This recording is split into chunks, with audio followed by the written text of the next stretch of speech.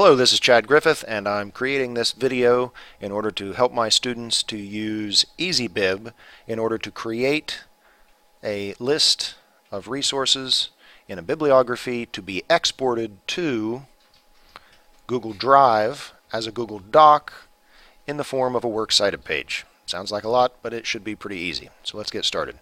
What you see now is our Moodle, our online classroom, and I'm just going to click on my online research resources because I know from there I have a link to Easybib. So we click the link to Easybib. Easybib opens, and I'm not logged in. So on the Easybib page, the first thing I do is log in. So I'm going to click log in, and it asks me for a username and password, which I'm going to ignore because I'm going to click sign in with Google.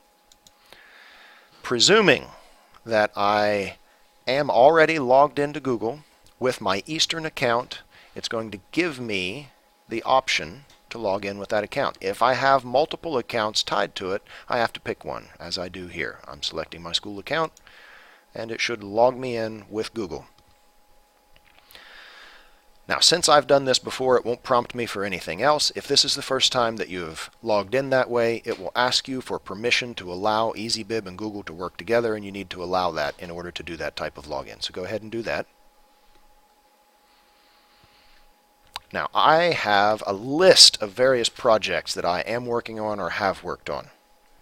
For the purposes of this paper, I want my students to select New Project, and once they've clicked on that New Project button, they're going to type English Research Paper December 2014. And the whole point there is to just be able to identify this paper as the project. And we aren't using titles or topics so far because those aren't really decided upon yet, or they might change. We don't have to pick a subject. MLA is our only option, so we can go ahead there. I normally check the box that says don't recommend my sources to others, and then click create. I'm not going to click create here because I've already created this, but click create. It will show up in your list.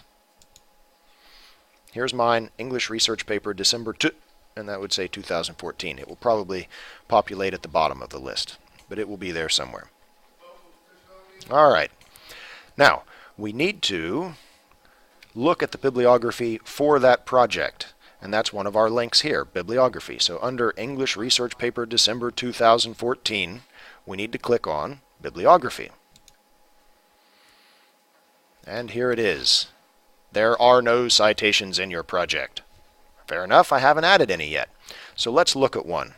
Conveniently, I have a New York Times newspaper article up here.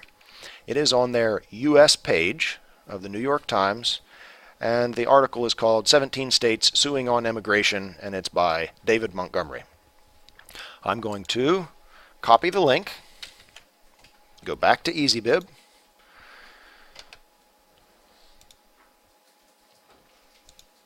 and paste the link in where it says cite a website by entering its URL here. I can use my keyboard shortcut of Control-V as in Victor to paste it, or I could right-click, edit, paste. Once it's pasted, I simply click Cite It, and Easybib will attempt to use the internet to find all of the information and put it there. So I scroll down a little. Here's what we found. Well, let me look at what they found. Website title, New York Times. Article, National News. Publisher, New York Times. That definitely doesn't look right to me. Let's look here again. Oh, nope, this is my fault for not clicking on the article appropriately. So let's try again. Copy, paste, and cite it. Let me look at the information again. Title, New York Times. Article, 17 States Suing. That looks better. Publisher, New York Times. The website title, in my opinion, is not New York Times. The publisher is the New York Times, but the particular site I was on was their US page, so I'll edit that in a moment. So I'm going to click Continue. Now that I've clicked Continue, I have the ability to edit the information. Was it content published on a website? I think this was published on the website, at least at the same time it was published on their newspaper. So I'm going to say yes. The article looks correct. The author is there. A second author is there. Website title, I'm going to edit from being the New York Times to being US. The publisher is the New York Times. The URL is there. If under display URL it says no, change it to yes. I require that the URLs, the links, be on every single one. And later I'll show you how to make those hot so that I can just click on them to go check on your resources. When was it published? It was published today, that's right. When did we access it? We accessed it today, that's right. All right, the last step is to add an annotation. For each and every resource that we are going to use, we must have an annotation. So click Add Annotation, and here we type it.